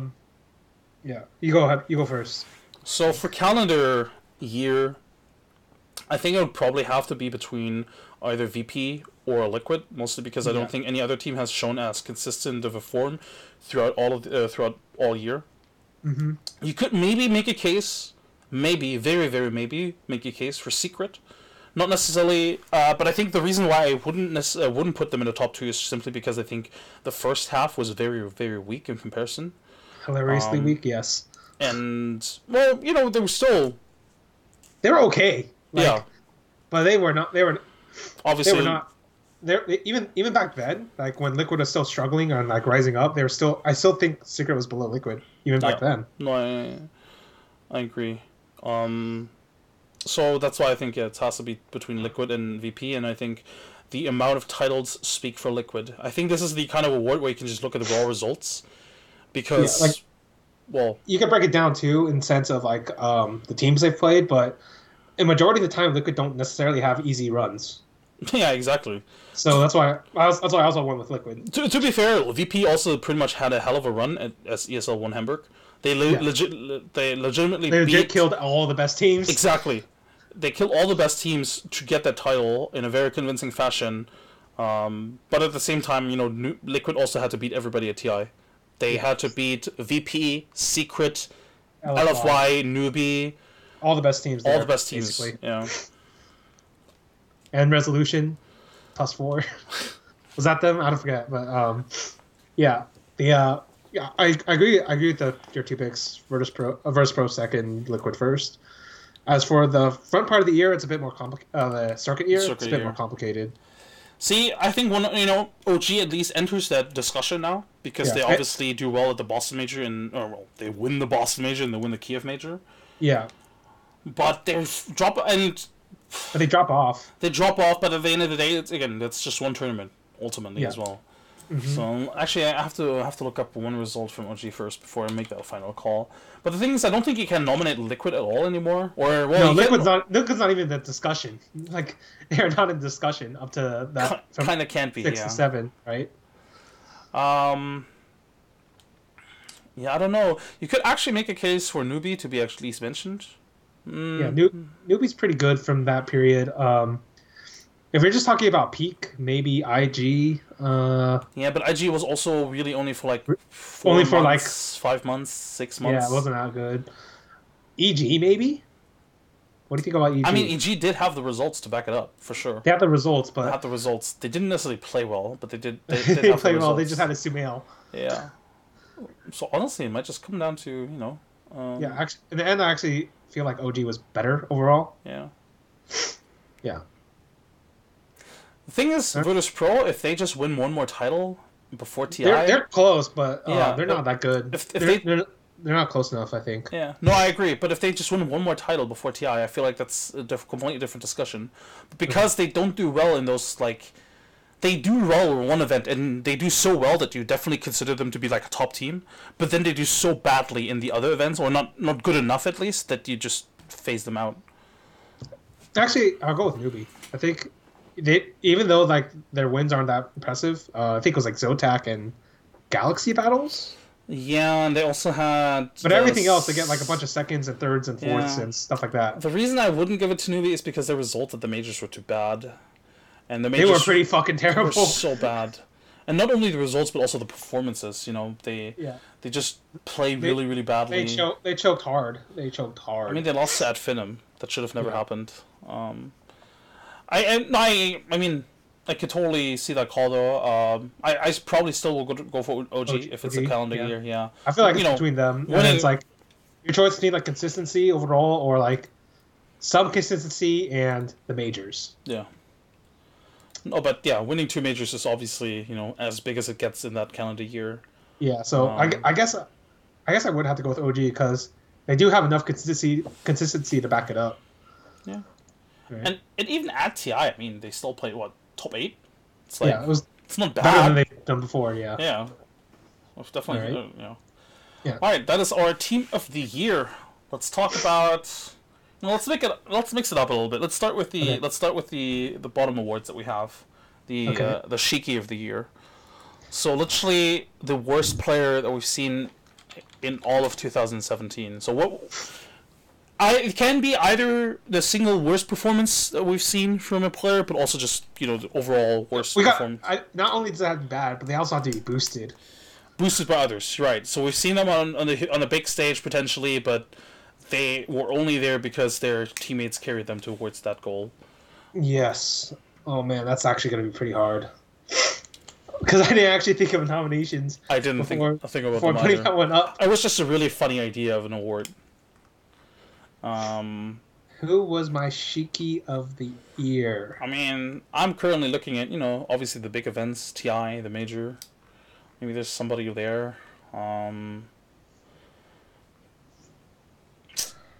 I mean, hey, Digital Chaos made it to TI. No, Yeah, but am I gonna thinking. actually? Yeah, that's a fair point. But like, Honestly, there's a case to be made that you could mention any of the Koreans in here as well. they've all been fucking They've boosted. all been so boosted. They're so bad right but like now. they've been boosted for like shit teams to slightly less shit teams. That's a good point. What else? Who did I legitimately think was terrible, but was boosted? See this? We probably should have thought of this before. We probably should have thought about this before. Okay, I might give a controversial one, I guess. Go ahead. Universe. Ooh, that's a good point. That's a good one. But here's the thing: it's not like because I think he's bad, it's just because he didn't play to the meta. He didn't change his style. He didn't have a captain to like figure it out. And I mean, Where was PPD and all this? we did highlight earlier that we thought that Sumia was one of the big reasons why EG did well in the first place. Yeah. So And in a then lot of ways, he ends up getting kicked too, right? yeah, in a lot of ways, that's not even a bad call. But like, here's the thing: he's boosted, but he's not a terrible player. Yeah, he's no Shiki. He's a boosted. Maybe we should. My God, Shiki is like exceptional in how bad he was. Now that I think about it, he was exceptional. I will add the boosted into the title so that people realize that we're also talking about like boosted players of the year. I think that's a really good call. Actually, I can't really think of anybody else that like comes close to it really. But it's not. All right, I'll give you one, and that's a bit of a funny one. I'll give you all of VGJ. The fact that that team got an invite to the Boston Major still annoys the living hell out of me. They literally did well one event, and then they sort of like got carried throughout the rest of the season. So that the very short season, obviously, because they didn't even get into TI. But that team got carried for the longest time, being like invited to events, having to skip qualifier. Like, no way that team deserved it at all. No, they did not deserve anything. Oh man, that's actually a good call. They're like the Shiki team of the year. Yeah, for sure. They got boosted by one event, and then they lived off of it for the rest of their life, for the rest of that season. And really, it just annoyed me reading so many comments and evaluations about like who's gonna do well here and who's gonna be like a favorite of the event, and be like, VGJ, I think they're gonna turn it around. Oh, VGJ, they still have, they have like aggressive, and they have like FY and Fenrir. Obviously, everybody wanted FY and Fenrir to be good, but They were just days so are bad. over for FY, Yes, I think. so over. Actually, you know what? We could also mention all of Faceless, or the rest of Faceless anyway. Oh my god, yes. Faceless is actually boosted by SEA. That's actually a great point. Yeah. Like everybody except Ice Ice Ice was boosted. For sure. Getting into every line event and then maybe winning like 2 best of 3s Yes. in total over one season, that definitely does Yeah. not speak to They a are strong historically team. one of the worst teams we've ever seen from the SEA region to make it to LAN events consistently. 100%. 100%. Yeah, okay. I'll give it to 4 players Faceless. Yes, that sounds good. And then the runner-up is VGJ. Yeah. All right. Then we have the biggest disappointment of the year. This is pretty straightforward. So, Yeah. a player or a team that we had much bigger anticipation or had much bigger expectations for, but that just underperformed. So, FY Fenrir can definitely make that list. I think that's a very valid nominee. FY is very high. Or FY in general. FY in general. I mean, that Prince has lost his royalty status a long time ago, I think. No, that Prince has become real royalty, doing jack shit. Yes, that's actually a really good point. Immortals, the Koreans, they're reuniting or reunion. Well, first they're split off and their reunion are both huge disappointments. Well, the question is, did people really have a lot of expectations going into their split off? I thought QO might have been given like high expectations, but he didn't do anything. Yeah, he really didn't do anything. What else? I'd like to say Fnatic, except they saved themselves at the very end because they got Eternal Envy and Abed. No, Fnatic as well, because they were hailed as the SEA super team. Yeah, I remember when they... And then for that period when they were hailed as the SEA super team, they were pretty fucking bad. Yeah, for sure. That's probably... I'll go ahead and say that's my biggest disappointment of the year. You can also give it to AUI. Unfortunately, yes. With... AUI has been, TI5 winner. You wouldn't expect him to get phased out of the scene that quickly, but where is he now? I guess that's the question. We basically had the discussion earlier, but Eternal Envy is super underrated as a leader. He really made AUI work for a majority of his career. No, for sure. Like, he made Bone 7 work, he made Sing Sing work, he's making this new team work. And I think he's very good. One special nomination I have in mind is also Tomato. When he moved to Europe, I had expectations for him going forward. I mean, hey, like young SA talent coming to Europe to try and improve their career is like a huge step. We've never seen that. We've seen Europeans go into other weaker regions and trying to succeed there, but we've never really seen somebody from like a weaker region, except for I guess the Southeast Asians, but it was a bit of a special situation because they didn't necessarily it wasn't necessarily them trying to improve, but it was them just knowing they would build like a super team with Secret, right? Yeah. But this was a special case, like the first time we've had like a young talent coming, or actually the second time if we consider West, because Abed technically did go to America, but Tomato, pretty much the first young talent to go to Europe from like such a weak region, and then trying his best, and then literally playing in the worst team possible with what's it called? I can't even remember the team. That's how bad it was. Midderfeed. Yeah. Yeah, that is definitely a huge disappointment as well. But I think Fnatic squad definitely fits it. Ajit, Kyo, especially since initially it was actually Miracle instead of Ajit. And then the managers even like tweeting out, "Yeah, we're not making any roster changes." And then like 2 days later, they replace Miracle with Ajit. Everybody's like, "Oh yeah, this team makes much more sense on paper now because Ajit is." And then it went to shit. And then it went to shit. This is actually why you need a good in-game leader. Like DJ was all right, but like he obviously wasn't able to get this thing rolling. I think DJ had the FY issue of drafting, like, or of captaining. Like he's like. He had like that position thrust upon him mostly because he's like the best fit out of the team, but he clearly couldn't cope with it, and it really made him suffer both as like a player and a leader. Exactly, like you could definitely tell this was the worst DJ performance out of all of his performances. Yeah, for sure. It's also why, basically, and now he's like the coach of Fnatic. DJ? No, he's still playing. No, I'm thinking 343 actually. Oh, 343. Yeah, no, he's currently coaching Fnatic. Basically, actually, that's how Fnatic should have fixed this team. Was bring in 343, but I don't think they could at the time. Just thinking about it, thinking about it in retrospect, yes, 4-3 is a better leader. But He would have been at the time for sure. But obviously, with I mean, on paper that draft just looked too juicy. It's yeah, like, ooh, we can have the best of SEA. Let's just go for it. Oh, probably shouldn't have done it though. definitely Probably not. shouldn't have done it. Definitely not. I guess that wraps up that category. And we could go Yeah. back to some of the more uplifting ones in a way. Okay. So let's go to Rookie of the Year. All right. I, this one is very special to me in a lot of ways because that esports industry award result did not sit well with me. I know You still don't think Ovid deserved it? I still am. Look, no offense to Hobbit, and I've had this discussion with so many people. I can see the argumentation for Hobbit, but I feel like if you follow Dota and CS:GO, and granted, I don't follow CS:GO as much as you, for example, do with Dota, right? So you're a much better person to talk to about that. But I cannot, with good judgment, just call Hobbit the Rookie of the Year when there's literally GH sitting there, winning TI in his first 165 days of Dota. Like, in good conscience, I cannot. All right, I'll say this. I'll say this. For the Hobbit like supporters, right? Right.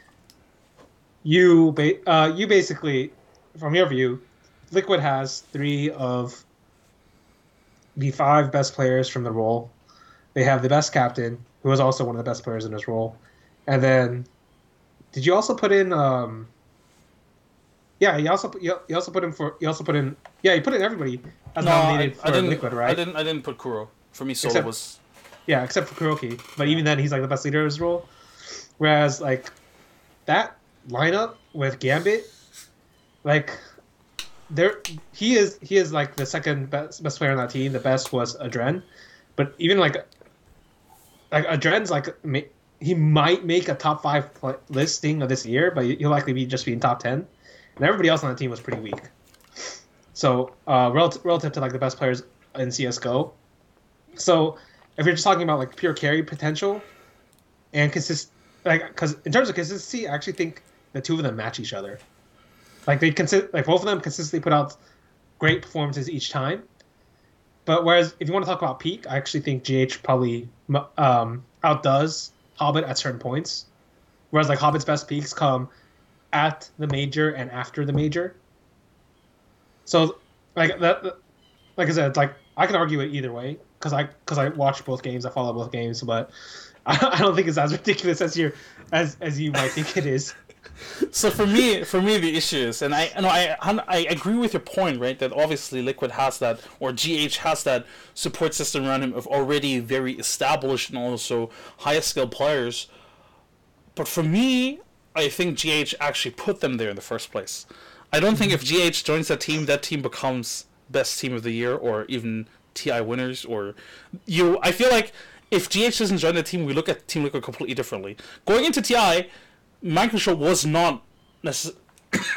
Microsoft. Everybody still has a lot of flaws, right? They're not perfect by any means, but I feel like with his help, they were able to become those players that you can undoubtedly look at. Well, they're definitely the players. Like he fixed a bunch of things. He fixed a lot of things. And he was himself a great player. And he himself was a great player, and he also was the focal point of like the drafting. Like teams had to focus him in terms of drafting. Obviously, that's not something that necessarily applies to CS or CS:GO. No, the chemistry constructor, right? But I don't know. I feel like without GH, there's no Team Liquid victory. And even if you say right without Hobbit, there's no Gambit major or Gambit doing Gambit anything, right?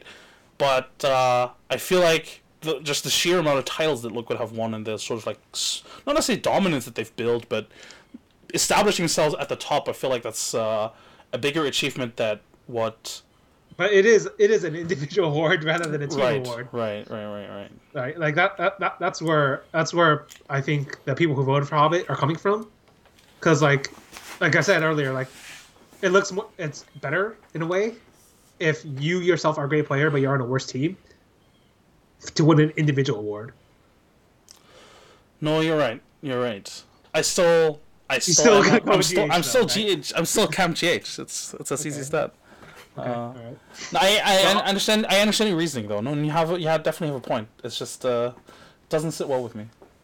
All right. And Well, that's why I then, don't like the. Obviously, we've already given it away. It's obviously going to be GH. Right. Obviously, for me, it's already GH. No, but and this is why I mentioned it earlier. Why I don't like those award shows. It doesn't necessarily do the runner up the kind of justice it needs to, especially when you're comparing apples with oranges, because CS and Dota are very different games, right? Right. But yeah, for me, it's GH. I don't know. How do you stand between those two, or does it have to be? Or oh my god, obviously not between those two. How do you feel about GH? Is he the rookie of the year for you? For me, I guess. I guess before we talk about that, we should probably talk about other nominees, right? All right. Well, here's the thing. I guess up to that point, the awards were like 2-3 months ago, right? Right. Like, do you know when the awards were? Let me check. The Esports Industry Awards. Yeah, because because the time constraints is very different for me. They were like. All right, let me check. Only like a month ago, I think. Because it actually they like I said, the calendar year and the circuit year change who I pick. Right. So all right. So let me put it this way. Are you still there? Yeah. Right. So up at the Esports Industry Awards itself, GH had shown himself to be a greater player and more important player for his team relative to Hobbit, despite Hobbit being obviously in a worse team. But if we're talking about the calendar year, I actually think it goes to Hobbit because he ends up becoming the best player for Gambit when Adren falls off, and he's like the primary reason to get anywhere. Nah, all right, that's a fair point. No, that's a fair point. Whereas like I said, I don't even think GH is the best player on his team. I think it's Mind Control. Yeah. Obviously, that's like my point of view, right? But because in the circuit year, they're both just the second best player of the year, and Hobbit has the advantage of being in a worse team, but GH has the advantage of having, in my personal opinion, higher peaks overall. Whereas like obviously Hobbit's peak at the major was fucking amazing, but before then he was mostly like second player of the year, second star of the year, and even at the major, like I think Adren still outshone him. That's a fair point. No, you're like that's how that makes a lot of sense as well. No, you have a point. Whereas like obviously like the point I'm getting at is like this portion of Hobbit's period will not even be counted for that esports industry award. Yeah. Yeah, so that's why I couldn't have voted for him because that didn't happen yet. All right, that's a good point. All right, back to the Dota Rookie of the Year award. Who else would you have in that list? I guess as nominees before we talk about GH. I'm looking because I actually don't know when all these players showed up. It's a fair point. I'm also looking, actually. Yeah, because like it has to be they have to show up recently. Like, all right, here's the thing: Rookie of the Year probably works differently from in esports than it does to like regular sports. Because like in regular sports, just be like the first year of their professional career. But how do you even gauge that in Dota? True, because a lot of times, obviously, they dab, or pretty much every player that enters the scene has dabbled at least in some sort of tier 2, 3, 4 team at some point. Yeah, right. Like that's how you build up your career. So I think give me a scale. I think it's reasonable to playing their first LAN event this year that has like a decently sized prize pool, like 100K and up, I guess. I guess that excludes all those like miniature LAN events because every player at some point has been to like a local LAN event where they played for maybe like 2,000 euros or something. Right. Let me look through the players then. So, right. I think one player that we did have was. Okay, I'll go with Afu. See, that's the thing. He was actually at the Boston Major last year, so that he's. Yeah, but so GH didn't he have like no? Oh right, no, he was actually also at Dream League last year. All right. Yeah. So that's why that's why I think it counts. All right, let's count it. No, I think that's a reasonable one. Afu, Tim's could probably be put in there. I now have to do a bunch of research. All right, how about this then? Let's combine Rookie of the Year and Breakthrough Player of the Year then. Okay, yeah, that's probably easier. All right, that's probably easier. I'd still put Tim's and Afu in there, but yeah, for sure. Let me.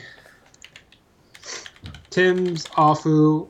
I think this is Actually, no, it hasn't been those, but the App Store. I put him Yapsor, there. even you could argue even Kezu. Obviously, Yeah, he didn't. arguably Kezu.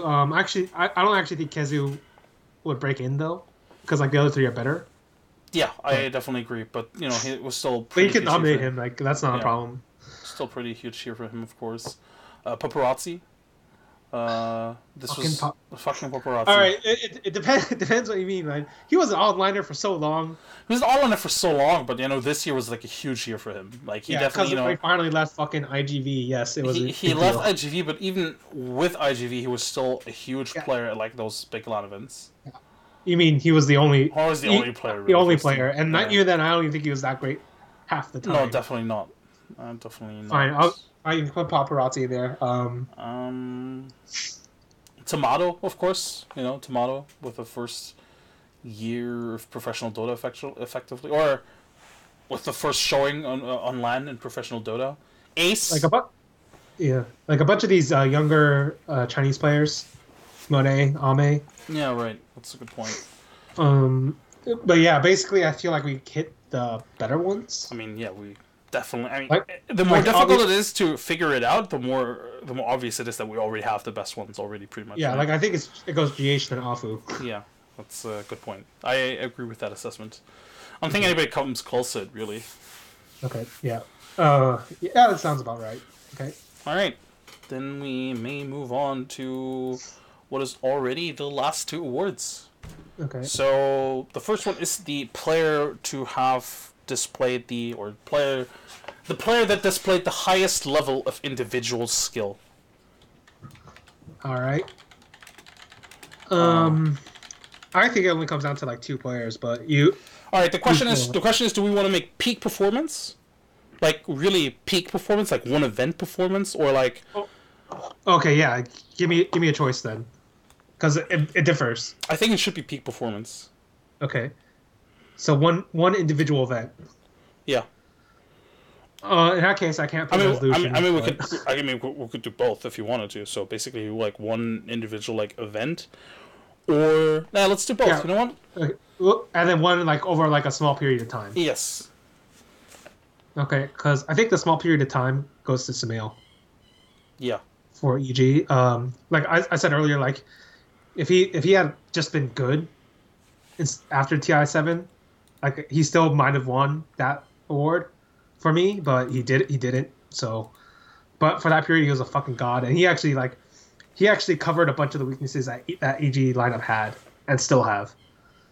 No, for sure. The fact that EG was able to win a couple of these events at the beginning of the year, and even or at the very least place well and perform well in a way, Mhm. is mostly just because of him. He popped off. His performances were scary good. Yes. I remember doing a podcast with you at the time and saying that one of the things that made EG at the time really good is just the fact that they have players to clutch it out for them if it ever comes Mhm. to it. Obviously they also even Universe and Zai at the time were able to do it, but I think Sumaya was the big factor and always has been really for EG for a while now, of course. So Yeah. I agree with you in that regard. For like a Uh, small period of time, 100% Sumail. mhm. Is there any other player that you could think of that you would highlight there at the For very a small least? period, for a small period of time, Yeah, Afu maybe. Afu's a fair Yeah, shot. Afu's a I fair think shot. Afu. The resolution maybe, but it's like basically it'd probably be those three. Yeah, that's a fair point. Yeah, you have somebody else in mind? I obviously I think Sumail wins. No, I 100% agree. Sumil definitely wins here. Not really. Maybe 11 from LGD. I thought he Okay, was he yeah. was pretty sick. Not only at TI, but even before and after, he was really strong. He did boost that LGD team. He did for sure. He was like reverse Shiki. Um, XXS in a lot of ways as well. He, unlike Boboka, I don't think he only had like a one-turn performance. I thought he did pretty well even after some of his heroes got banned. But it was like he definitely had a drop off. Don't get me wrong, but I still think he did pretty well. Actually, I guess you could also take in Boboka then at the same time. He did have a drop off. Actually, no, let's not use Boboka because he's definitely gonna be one of my top picks for that other category. But Okay, for the other category, for a single event, I actually think it's Boboka. yeah, that Monkey King performance. That Was goddamn Monkey King was so good. so How did he insane. get away with that? Obviously, Resolution also makes that list, right? For Yeah, one single Resolution. event with that Empire Yeah. run. But I felt that Monkey King and Earth Spirit performance from... No, it was Earth Spirit, right? Monkey King and Earth Spirit Yeah. from Baboka was absolutely insane. He got away with it because got away with it because nobody knew how to deal with it, and even if you were to ban it, there was just XXS Magnus still left over, and everybody knew they had to ban that Magnus because with XXS Magnus they would just outright lose the game. But yeah, so he'd always get one, and then he'd carry it. So yeah, I actually think and then when teams thought they would get away with both banning his heroes and then picking the Magnus away from them, they would still have like, oh, I can still play Ricky, guys, and then he'd just pull out his Ricky. The pocket Ricky that everybody thought Arteezy had was actually Baboka's. Yep. No, Baboka definitely had the strongest single tournament performance throughout this entire year. Resolution, second place. Can't really think of anybody else that really stood out like throughout like a single tournament. Like we're talking about a bunch of these like teams with top players, but there was no one guy that like went hard. Like I guess you could put ice for all of them, but it's not like he went in far. You know what I mean? No, you're right. You're right. Trying to think of something. Maybe Anna at the Kiev Major. I thought he was really good at that. He was really good at that event. He was really good. He wasn't like ascendant though. That's like my problem with it. No, definitely. But it's still worth highlighting, I guess. Yeah. I don't really think I can pinpoint anybody else really that had like a super strong performance at like one event that made them stood out so much. Mm-hmm. All right, I guess that's it for those two awards, or initially one award, now two awards. Yeah. God damn it! Now we have to send out more trophies. Uh-huh. All right. I'm gonna shorten it to the MVP. I almost called it MVP player. Yeah.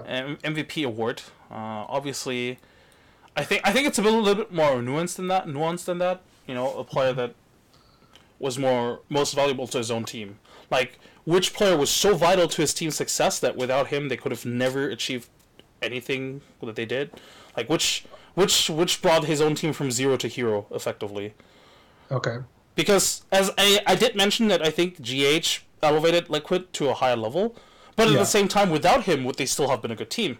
Probably. But here's the thing: would they have been a good team like with him, but with somebody else missing? Obviously, you can't be Kuroki. Right. That's a good point. That's my question for that, because everybody else is fucking good. Everybody else is fucking good. I honestly think the irreplaceable people in that team, or the most irreplaceable person, is Mind Control in that team. Because everybody else almost seems replaceable. I think part of that is also because the offlane position is really, really difficult, and there are not a lot of good offlanes out there, which is why you see what we've now seen 3 mid players rotate to the offlane, S4, Fata, Sumail, because offlane is not an easy position to come by, and that's I think that's one of the reasons. Yeah. But because like you might pick GH, but I actually think if we're talking about the most valuable player for Liquid, I think it's Mind Control. Yeah, you probably have a really good point. No, you have a really good point. Yeah. But obviously, though, this also comes down to the fact that I think Mind Control is their best player, whereas like you think it's GH, right? Or you think you think he's like right up there with him. He's right up there with him, yes. The question is now, though, do you think that he's the most valuable player out of the entire year? Was Mind Control that important to Liquid's success in comparison to, any other player? I actually don't think that's the case. I think the ones I'm looking to for like most valuable is SCCC for newbie, all right, Sumail for EG. You could say XXS for IG, but I actually think if you want to include outside factors and play, maybe it's Burning. Yeah, that's a really good point. Yeah, and then maybe Afu for LFY. That's an especially good point. That's something right? I didn't even consider. Obviously, you can, if you want, you can include 11 for LGD, but obviously that was only for like one event or so. So or 2 events maybe. So I can't really say it's comparable to these other guys. No, Afu for LFY is really good. I I remember writing an article about the state of Chinese Dota and why I thought it was really in a bad position, and one of the reasons was because they didn't they were too hesitant to bring in new blood. And, Mm-hmm. if you look at the top teams, the reasons why they are so good is because they did bring in the new blood. And obviously, LFY, they brought in Afu, who just started to carry that team, not only individually, but also as a leader. Yeah. So, like, when I look at those, this group, I can't pick any of the Liquid players because they have a sick ass team. Like, they have a sick ass team. Like, Mind Control, Miracle, Matumba Man, NGH. Like, yeah, each of you were important to the whole project, but it's not. It's not like I take out Afu out of LFY and then all of a sudden that team doesn't fucking exist. Like, I think Afu was much more important than any single player for Liquid. Right. Same thing can be said for SECC, XXS, and Sumail, which are like the other guys I chose. Mm-hmm. And between those, I think SECC and Afu are the highest up because they've done it for the longest period of time. Obviously, Sumail, he was godlike for like the earlier part of the period, but then fell off. XXS, same deal, except I don't think his carry potential was as high as Sumail's. So it comes down to SCCC and Afu for me. But when you compare those two, I think Afu's team is worse. So I'd probably give it to Afu.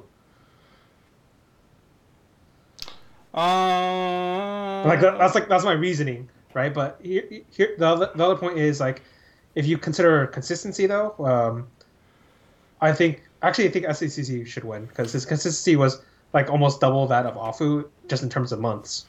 Yeah, that's also. So I actually think SCCC should win. That's also one of the reasons why I would go with SCCC here. I think Newbie has been at the top of the scene for a while now, even though they had their ups and downs. Yeah. And I think a large reason for that is SCCC. LFY, again, for the very same reason why we weren't really able to vote for any of the LFY players in the previous awards, is because their presence in the scene has been very short-lived thus far. And I do think you make a really good and compelling point about Afu, but yeah, I have to give it to SCCC regardless. Yeah, I think SCCC. I'm the exact same. I actually think Afu is second. It's my opinion, but SCCC definitely is the first. And if you want, you can put the fact that you can put 4 Liquid players in here is like kind of iffy, right? Like that's why I can't put any. That's why I can't give it to any of them. No, you bring up a really good point. Yeah, no, they definitely proved most valuable to their team, SCCC and Afu. They were insanely important to their team's success. Like, if you take either of them out of their respective teams, I don't think we see either of those teams in the I don't top think they even TI. exist as teams. Like, I think they'd already broken up. Potentially, yes. That is a good assessment. A very accurate... Well, can't really say if it's an accurate assessment, mostly because... Yeah. Can't go to the alternate timeline where Unfortunately. is still leading EG. Unfortunately. Alright. That actually wraps up our award show. Or at least our awards. Obviously, the show's not over yet. Let's do, proper outro, talk about them. Without actually having written anything down, but obviously, a lot of these awards, I honestly, I want to say were fairly spread. We didn't, or well, you at least didn't, go all in on Liquid, of course. You went all in on Liquid 3 out of 5. Yeah, very. But then I'll be fair. Like, I think I went twice on VP for 4 and 5, but like, it's hard to distinguish like 5. Yes. As like especially for like the weaker teams. No, definitely. I think one of the things to note here is that some of these awards are difficult to measure in a lot of ways. Like Rookie of the Year, for example, or Breakthrough Player of the Year, a lot of times, because you notice it when we did the award itself. We ran into like issues and had to, all right, let's do like let's put them together, or let's even take the last calendar year or the top part of the circuit year into effect here. It's difficult to do this in a calendar year, I think, because rookies usually appear after TI, right? And Breakthrough is difficult because, well, it's not always a Sumail kind of story where you literally just begin in In January. this case, it was though. Thanks, GH. Oh yeah, GH did it, but yeah. Yeah. GH actually went up to Sumail in a way.